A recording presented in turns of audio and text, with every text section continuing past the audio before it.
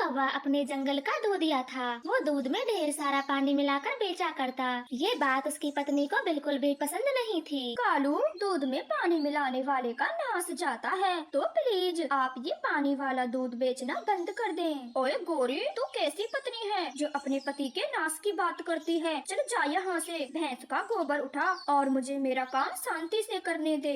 ऐसे गोरी को डांटते हुए कालू कौवा दूध में 5 लीटर पानी मिला देता है और पक्षियों को देने चला जाता है। वो आखिर में चिड़िया के घर जाता है। कालू भैया, आज 1 किलो दूध फालतू दे देना। आज मेरी बहन के छोटे छोटे बच्चे घर पर आए हैं। चिड़िया, अभी तो फालतू दूध नहीं मिलेगा, परंतु कल से मैं फालतू दूध ले आया करूँगा। फिर जितना मर्जी हो उतना बच्चों को पिलाना। फिर कालू कौवा चिड़िया को दूध देकर चला जाता है और दूसरे रोज 5 लीटर दूध में 10 लीटर पानी मिला देता है। शर्म करो, कुछ शर्म। निखालस पानी बेचते हो, ये पैसे हमें हजम भी नहीं होंगे। गोरी मेरी जान, तुम इतना क्यों सोचती हो? तुम तो बस ये नोट गिनती जाओ। नहीं कालू जी, ये बेचारे उन पक्षियों की खून पसीने की कमाई है जो तुम पानी बेचकर ला रहे हो। मैं इन पैसों को हाथ भी नहीं लगाऊंगी। ऐसे कहकर कालू कौवा अपने सारे पैसे संदूक में रख देता है और पानी वाला दूध लेकर चला जाता है। वो सबसे पहले कबूतर के घर जाता है। ये क्या कालू, दूध आजकल कुछ ज्यादा ही पतला है। क्या क्या मतलब है तुम्हारा? मैंने दूध में पानी मिलाया है। अगर तुम्हें ऐसा लगता है तो कल से दूध लेना बंद कर दो। ग्राहकों की कमी नहीं मेरे पास। कबूतर कालू की बातें सुनकर खामोश रह जाता है क्योंकि वह जानता था जंगल में कोई दूसरा दूधिया नहीं है। अगर कालू ने दूध देना बंद कर दिया तो उसके बच्चे क्या पिएंगे? अरे कालू, आप तो नाराज हो गए। मेरे कहने का मतलब ये नहीं था। क्या क्या मतलब था फिर तुम्हारा? वो कुछ नहीं। तुम मुझे 2 लीटर दूध दे दो, मैं चलता हूँ। फिर कालू कौवा कबूतर को 2 लीटर दूध दे देता है और बाकी पक्षियों को भी दूध देने चला जाता है। इस तरह से कालू सभी को वो पानी वाला दूध दे देता है और सभी चुपचाप से दूध ले लेते हैं क्योंकि कालू के सिवा दूध देने वाला कोई और पक्षी नहीं था। अरे वाह, आज की कमाई तो 1.5 गुना ज्यादा हुई है। अब हर रोज ऐसा ही किया करूँगा। अब हर रोज कालू ऐसा ही किया करता। वो 5 लीटर दूध में 10 लीटर पानी मिला लेता। कालू, कम से कम पानी थोड़ा मिला लिया करो, 10 लीटर बहुत ज्यादा हो जाता है। गोरी, उन पागल पक्षियों को कुछ पता नहीं चलता। फिर क्या फर्क पड़ता है, पानी थोड़ा मिलाएं या ज्यादा? ऐसे कहकर कालू अपना डिब्बा उठाता है और दूध देने चला जाता है। कबूतर, ओ कबूतर, जल्दी से दरवाजा खोल। ज्यादा समय नहीं है मेरे पास, औरों के भी घर जाना है। कालू, आज मैं तेरा दूध चेक करूँगा। अगर दूध में कल जितना पानी हुआ तो मैं दूध नहीं लूँगा। पागल हो गए हो जो दूध नहीं लोगे? मेरे सिवा कहीं से भी दूध नहीं मिलेगा। बस मेरे पास ही भैंस है, जानता तो है ना तू? जानता हूँ कालू, बहुत अच्छे से जानता हूँ, लेकिन अब ये पानी वाला दूध मैं और नहीं ले सकता। देना है तो बिना पानी वाला दो। नहीं है मेरे पास, और मैं तुम्हें कैसा भी दूध नहीं दूंगा। आज से मेरा यहाँ आना बंद। ऐसे कहकर कालू आगे की तरफ बढ़ता है और तभी कबूतर के घर मिट्ठू तोता अपना दूध वाला डब्बा लेकर आता है। कबूतर, आप मेरा दूध चेक कर लें। अभी अभी भैंस लाया हूँ इस कालू कौवे की गंदी हरकतें देखकर। अरे वाह मिट्ठू, आपका दूध तो एकदम शुद्ध और बिना पानी वाला है। अब मैं आपसे ही दूध लिया करूँगा। मैं तो कहता हूँ बाकी के पक्षी भी आपसे ही दूध लिया करेंगे। बाकी पक्षियों को तो मैं कब का दूध दे आया, बस आप ही बचे थे। सभी को मेरा दूध बहुत पसंद आया। कबूतर मिट्ठू तोते से बिना पानी वाला दूध लेकर बहुत खुश था। इधर कालू कौवा जिसके भी घर दूध देने जाता सभी बारी बारी से मना कर रहे थे। अरे आज सबको क्या हो गया है? दूध नहीं चाहिए किसी को? दूध तो चाहिए, मगर बिना पानी वाला, जो कि अब से मिट्ठू तोता हमें लाकर दिया करेगा। लेकिन मिट्ठू तोता कहाँ से देगा? क्योंकि मिट्ठू भैया ने भी दूध बेचने का काम शुरू कर दिया है। ये बात सुनकर तो कालू एकदम चौंक जाता है और उदास मन से अपने घर आता है। गोरी, सब बर्बाद हो गया, आज से सब खत्म। क्यों, पानी का भंडा फूट गया क्या? हाँ गोरी, वो मिट्ठू है ना जाने कहाँ से भैंस ले आया है और आज सभी ने उसी से दूध खरीदा है। ये तो एक दिन होना ही था, इतना पानी जो मिलाते थे। मिट्ठू, तुझे तो मैं छोड़ूंगा नहीं, लेकिन क्या करूँ? हाँ, तेरी भैंस चुराऊंगा, जब देखूंगा कहाँ से देगा दूध। रात हो जाती है। सभी पक्षी गहरी नींद में सोए हुए थे, लेकिन कालू कौवा तो जागा हुआ था। वो अपना रस्सा लेकर मिट्ठू की भैंस चुराने चला जाता है और आहिस्ता आहिस्ता भैंस को चुराकर दूसरे जंगल बेच आता है। हाय, मैं बर्बाद हो गया, मेरी भैंस चुरा ली गई, किस दुष्ट ने किया? भैंस चोरी होने की वजह से मिट्ठू तोता आज किसी भी पक्षी के घर दूध देने नहीं जा पाता। दूध न मिलने के कारण सभी मिट्ठू के घर आते हैं। मिट्ठू, आप रोए ना, हो सकता है भैंस जंगल में घास खाने चली गई हो। चलो हम सब मिलकर तुम्हारी भैंस ढूंढते हैं। नहीं रानू चिड़िया,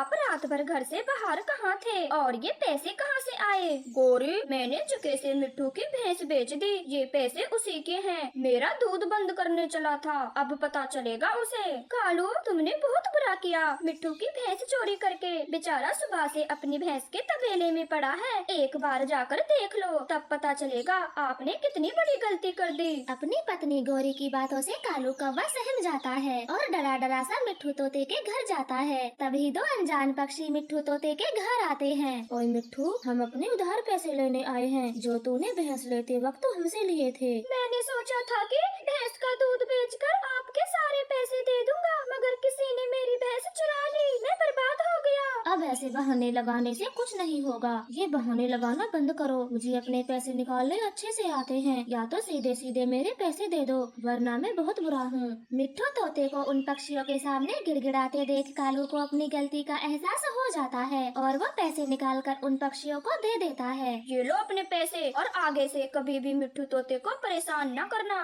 कालू कौवे, आज तूने मेरी इज्जत और जान दोनों को बचा लिया, मैं ये एहसान कभी नहीं भूलूंगा। कालू कौवा सारी बात मिट्ठू तोते को बता देता है। तोता कालू कौवे को माफ कर देता है। उस दिन के बाद वो दोनों दोस्त बन जाते हैं और एक साथ मिलकर दूध बेचने का काम शुरू करते हैं। कालू कौवे का खेत और चिड़िया का खेत बिल्कुल पास पास थे। इस बार दोनों ने अपने खेतों में अंगूर के बीज डाले थे और कुछ दिनों बाद उनके खेतों में अंकुर फूट आते हैं।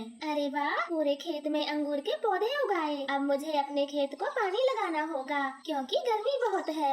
चिड़िया खेत को पानी लगाने के लिए नदी पर जाती है। एक बड़े मटके में पानी भरकर लाती है और पौधों में डाल देती है। कालू गौरी तो पेड़ के नीचे सो रहे थे, तो चिड़िया उन्हें जगाते हुए कहती है, बोलो चिड़िया, हमारी नींद क्यों खराब कर दी? कालू गौरी, आप इस समय ऐसे नहीं सो सकते। ये क्या बोलती हो चिड़िया, भला अब हम सो भी नहीं सकते?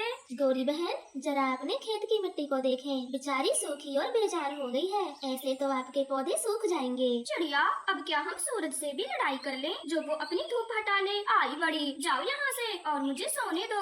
गौरी बहन, आप भी कैसी बातें करती हो? मैं तो बस इतना कहने आई थी, अपने खेत को पानी लगा दो, गर्मी बहुत है। आपने बहुत अच्छा किया चिड़िया, जो हमें नींद से जगा दिया। हम जाते हैं पानी लेने। फिर चिड़िया अपना मटका लेकर वहाँ से चली जाती है। क्या कालू जी, नदी से पानी लाना होगा, वो भी इतनी तेज धूप में? इससे अच्छा तो हम अंगूर चोरी करके ही खा लेते। गौरी, ज्यादा पैसे भी तो आपको ही कमाने हैं, अब मेहनत तो करनी पड़ेगी। चलो नदी से पानी लाने, चिड़िया भी तो मेहनत कर रही है। गौरी तो कुछ देर सोचती है, वो मेहनत करना नहीं चाहती थी और तभी गौरी कभी खुशी से उछलती है। आइडिया मिल गया कालू जी, मिल गया आइडिया। अब हमारे खेत को पानी भी मिलेगा और हमें काम भी नहीं करना पड़ेगा। जल्दी बताओ गौरी, क्या आइडिया आया है आपके दिमाग में? कालू जी, चिड़िया अपने खेत को पानी लगा रही है, साथ ही हमारे खेत को भी पानी लग जाएगा। आप बस मेंढ के नीचे सुराख कर दें, फिर देखें चिड़िया के खेत का सारा पानी हमारे खेत में कैसे आता है। अरे वाह पत्नी जी, क्या दिमाग लगाया है, मैं अभी सुराख करके आता हूँ। फिर कालू कौवा दोनों खेतों के बीच सुराख कर देता है और पानी उनके खेत में आने लगता है। गौरी चिड़िया के खेत से पानी आता देख बहुत खुश होती है। अब चैन से सोऊंगी, ना कोई चिंता ना कोई काम। ऐसे वो दोनों दोबारा से सो जाते हैं। इधर टोनी चिड़िया नदी से पानी लाई जाती है। ऐसे मेहनती चिड़िया शाम होने तक करती है। चलो कालू जी, अब घर चलते हैं, खेत को तो चिड़िया ने अच्छे से भर दिया है। गौरी, मानना पड़ेगा आपके दिमाग को, खेत को पानी भी लग गया और चिड़िया को जरा भी शक नहीं हुआ।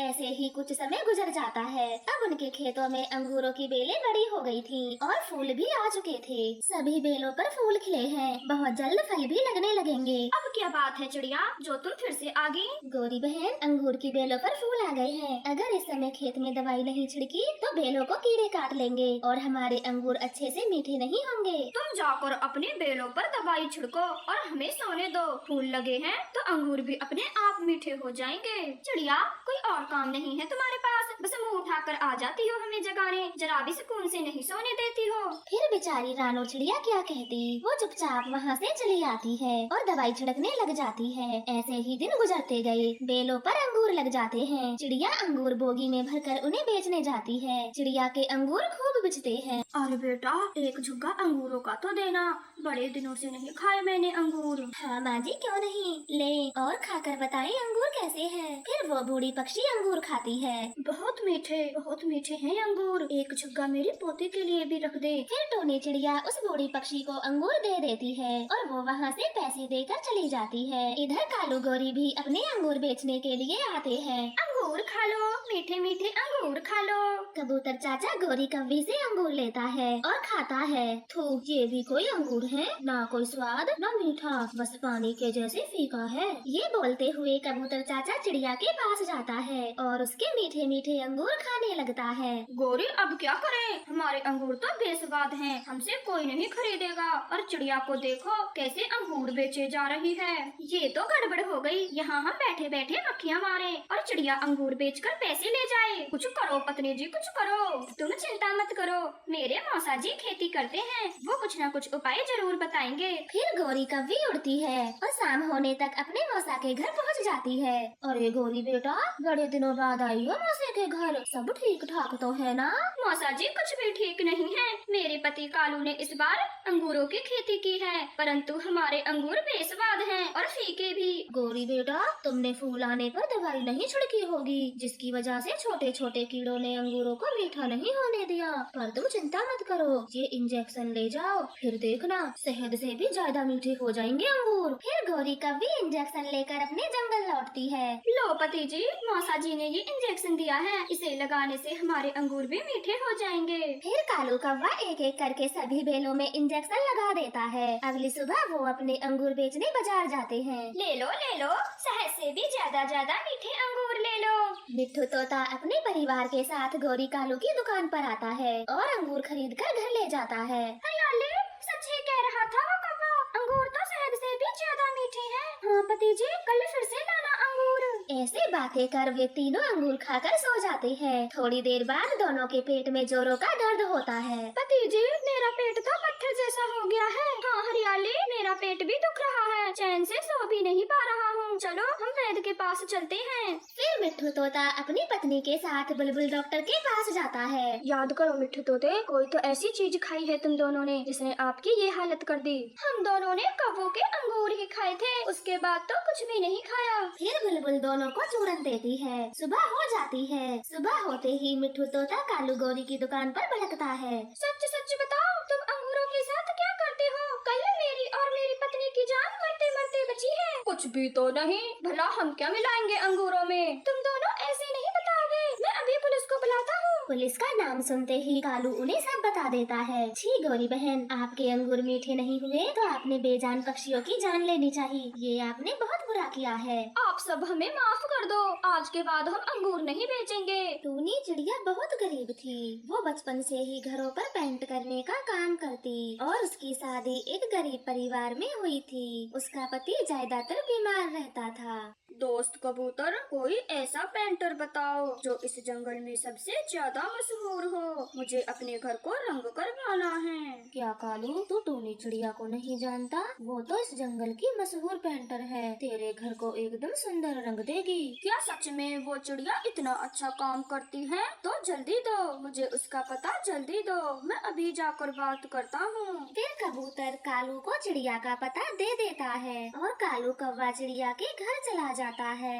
मेरे घर को अच्छे से रंग करना, कहीं भी कोई धब्बा ना रहने पाए। हाँ हाँ भैया, क्यों नहीं, मैं आपके घर को अच्छे से रंग करूँगी, आप जरा सी चिंता ना करें। तो ठीक है, कल से ही काम शुरू कर दो, मुझे थोड़ी जल्दी है। चिड़िया से ऐसे बातें कर कालू कौवा अपने घर चला जाता है, जहाँ कालू की पत्नी गौरी कव्वी उसका इंतजार कर रही थी। कालू जी, मिल गया है कोई पेंटर या यूं ही आ गए? हाँ गौरी जी, इस जंगल के सबसे मशहूर पेंटर से मिलके आया हूँ। वो चिड़िया कल से ही हमारे घर को रंग करना शुरू कर देगी। क्या कहा? एक चिड़िया हमारे घर को पेंट करेगी? आपका दिमाग तो ठीक है। अरे गौरी, वो कोई ऐसी वैसी चिड़िया नहीं है, सबसे अच्छा काम करना जानती है, पूरे जंगल में नाम है उसका। कालू जी, मैं उस टोनी चिड़िया को अच्छे से जानती हूँ, बचपन में साथ पढ़ते थे। वो मुझसे ज्यादा समझदार थी और मैं उससे जला करती थी, इसीलिए उससे घर का काम नहीं कराना चाहती। गौरी, ये तो और भी अच्छा हुआ, जब आपकी सहेली हमारे घर को पेंट करेगी तो वो आपको देखकर चिढ़ेगी और आप उसका खूब मजाक उड़ाना। हाँ कालू जी, ये तो मैंने सोचा ही नहीं। आने दो उसे, कल अच्छा सबक नहीं सिखाया तो मेरा नाम भी गौरी नहीं। गौरी, हम उस चिड़िया से काम भी करा लेंगे और पैसे भी नहीं देंगे, भला वो गरीब हमारा क्या कर सकती है। ऐसे बातें करके वो दोनों पति पत्नी खुश हो रहे थे और इधर टोनी चिड़िया अपने बीमार पति को समझा रही थी। बस टुन्नू जी, थोड़े दिनों की बात है, फिर आप एकदम स्वस्थ हो जाएंगे। नहीं, मुझे ऐसे ही मर जाने दो, मेरी वजह से आपको एक पल की भी खुशी नहीं मिलती। बस काम करा करा के मैंने आपकी जिंदगी खराब कर दी है। नहीं टुन्नू जी, ऐसा फिर दोबारा कभी मत बोलना। भगवान की कृपा से मेरा काम पक्षियों को पसंद आता है और इसलिए ऑपरेशन के पैसे जल्द ही जमा होने वाले हैं और आप ठीक हो जाएंगे। फिर वह दोनों पति पत्नी भोजन खाकर सो जाते हैं। अगली सुबह टोनी चिड़िया कालू कौवे के घर पहुंच जाती है। अरे टोनी चिड़िया, तू क्या अभी भी ये पेंट का काम करती है? हाँ गौरी, मैं तो अभी भी पेंट का काम करती हूँ। और आप सुनाइए, सब बढ़िया है? गौरी जी, क्या ये गरीब चिड़िया आपके दोस्त है? इसकी हालत तो देखो। नहीं नहीं कालू जी, ये मेरी दोस्त नहीं है, बचपन में एक दो बार बातें क्या कर ली, ये तो मुझे अपना दोस्त ही समझ बैठी। सुन लिया चिड़िया आपने, ये दोस्ती का नाटक यहाँ नहीं चलेगा, चुपचाप अपना काम करो और चलती बनो यहाँ से। कालू कौवे की ऐसी बातें चिड़िया को उदास कर देती हैं और वो चुपचाप अपने काम पर लग जाती है। क्या इस दुनिया में गरीब पक्षी की कोई इज्जत नहीं होती? ये गौरी कौवी तो मेरी बचपन की दोस्त थी, फिर भी आज इसने अपने पति के सामने मुझे अपना दोस्त नहीं माना। चिड़िया ऐसे सोच ही रही थी कि तभी वहाँ गौरी आकर कहती है, देखो टूनी, हम बहुत अमीर पक्षी हैं, मेरी शादी तुम्हारी तरह किसी गरीब से नहीं हुई, बल्कि कंपनी के मैनेजर कालू से हुई है, तो अपना मुंह सोच समझ कर खोलना, आगे से ऐसी गलती होने न पाए। ठीक है गौरी, आगे से मैं तुझे अपनी दोस्त कभी नहीं कहूँगी। मैं याद रखूंगी कि मैं तेरे घर पर सिर्फ काम करने आई हूँ। हाँ हाँ ठीक है, अब अच्छे से पेंट करो, किसी भी दीवार पर धब्बा नहीं रहना चाहिए। ऐसे कहकर गौरी कौवी वहाँ से चली जाती है। ये गौरी कौवी तो अपनी रहीसी में मदहोश है, एक बार भी मेरे पति के बारे में नहीं पूछा। फिर टोनी चिड़िया अपने काम को खत्म करके घर चली जाती है। ऐसे ही कुछ दिनों तक वे घर को पेंट करती है। वो कालू गौरी के पूरे घर को पेंट कर देती है। कालू का घर तो बहुत सुंदर लग रहा था। भैया जी, मैंने आपके सारे घर को रंग कर दिया, अब मेरे पैसे दे दो। पैसे? अब किस चीज के पैसे? हम अमीर हैं तो क्या आप हमें लूटोगी? भैया जी, ये क्या बोल रहे हो? मैंने आपके घर को रंग किया है और उसी के पैसे मांग रही हूँ। फिर उन तीनों में जोर जोर से बहस होने लगती है और कुछ पड़ोसी पक्षी वहाँ पर आ जाते हैं। अरे कालू जी, ये सब क्या हो रहा है और इतना शोर शराबा क्यों है? अरे मिट्ठू तोते, मैंने इस लालची चिड़िया से अपने घर को रंग करवाया था और पैसे इसने पहले ही ले लिए थे। अब देखो इसे दोबारा से हमसे पैसे मांग रही है। क्यों चिड़िया, जब आपने पैसे पहले ही ले लिए हैं तो अब दोबारा क्यों मांग रही हो? नहीं नहीं, मैंने पैसे नहीं लिए, ये कालू कौवा झूठ बोल रहा है। चिड़िया, माना कि तुम गरीब हो, पर इतनी भी लालची मत बनो कि पक्षी तुम्हारी हरकत को देखकर तुमसे काम कराना ही छोड़ दें। हाँ हाँ दोस्तों, ये चिड़िया हमारी अच्छाई का फायदा उठाना चाहती है। फायदा तो आप दोनों उठा रहे हो, वो भी मेरी गरीबी का, मेरे पैसे ना देकर। फिर वो सभी पक्षी वहाँ से चले जाते हैं। चिड़िया की बात पर कोई भी विश्वास नहीं करता। चिड़िया भी रोते रोते अपने घर चली जाती है और अपने पति को सारी बातें बता देती है। अब आप चुप हो जाइए, अगर भगवान की इच्छा होगी तो मुझे कुछ नहीं होगा। फिर ऐसे ही कुछ समय बीत जाता है, परंतु टोनी को कोई दूसरा काम नहीं मिलता। टुन्नू की तबीयत और भी ज्यादा खराब होने लगी थी। हे भगवान, ये क्या हो रहा है? मेरे टुन्नू जी को सही सलामत रखना, मैं बहुत जल्दी ही पैसे जमा कर लूंगी। वो चिड़िया ऐसे सोच ही रही थी कि तभी वहाँ पर एक बड़ी कंपनी का मालिक आता है। आप तो वही चिड़िया हो ना जो पेंट करती हो? मैंने आपके काम के बारे में बहुत सुना है। हाँ सेठ जी, मैं बचपन से ही पेंट करने का काम जानती हूँ, पर इस वक्त मेरे पास कोई काम नहीं है। अगर आप मुझे काम देंगे तो आपकी बड़ी मेहरबानी होगी। हाँ क्यों नहीं, मैं चाहता हूँ कि आप मेरे बंगले को रंग करें। मेरी बेटी का जन्मदिन आने वाला है और मैं उसकी पार्टी उसी घर में करूँगा, तो आप मेरे घर को कुछ अलग सा रंग करिए जिसे देखकर मेरी बेटी खुश हो जाए। आपकी बड़ी मेहरबानी सेठ जी, जो मुझे काम दिया। आप बिल्कुल चिंता ना करें, मैं आपके बंगले को सबसे अच्छा रंग करूँगी। फिर टोनी चिड़िया सेठ के साथ चली जाती है। वो अपनी मेहनत और कलाकारी से बंगले को एकदम नया कर देती है, जिसे देखकर सेठ बहुत खुश होता है। ये लो पैसे, ये बंगला मेरी बेटी को बहुत अच्छा लगा और जन्मदिन में आने वाले मेरे दोस्त आपके काम की बहुत तारीफ कर रहे थे, तो मैंने उनको आपका पता दे दिया है। परंतु सेठ जी, ये पैसे तो बहुत ज्यादा हैं, मैं इन्हें नहीं ले सकती। चुपचाप ये पैसे रख लो, मैं ये पैसे आपकी कलाकारी को दे रहा हूँ। आपने इतना अच्छा रंग जो किया है मेरे घर को। चिड़िया पैसे लेकर बहुत खुश होती, वो फौरन अपने पति का ऑपरेशन करवाती है और उसका पति एकदम ठीक हो जाता है। एक दिन वो दोनों रास्ते से जा रहे थे, तभी उन्हें कालू कौवा घायल जमीन पर पड़ा दिखाई देता है। टोनी जी, लगता है इसका एक्सीडेंट हुआ है, हमें जल्दी इसे अस्पताल लेकर जाना होगा। हाँ हाँ टुन्नू जी, जल्दी करिए, ये मेरी सहेली गौरी का पति है। फिर वह दोनों तेजी से उड़ते हुए कालू को अस्पताल ले जाते हैं। कालू की खबर सुन के गौरी भी भागी भागी वहाँ पर आ जाती है। गौरी, अब कालू भैया एकदम ठीक हैं, चिंता करने की कोई बात नहीं। चिड़िया मेरी सहेली, हो सके तो मुझे माफ कर देना। मैंने आपकी गरीबी का बहुत मजाक उड़ाया, पर आपने मेरे कालू की जान बचाई है, ये एहसान मैं कभी नहीं भूलूंगी। इस तरह से उन दोनों को अपनी गलती का एहसास हो जाता है और वह दोनों टूनी चिड़िया के पैसे भी दे देते हैं और उस दिन के बाद कमजोर पक्षियों की मदद करते हैं।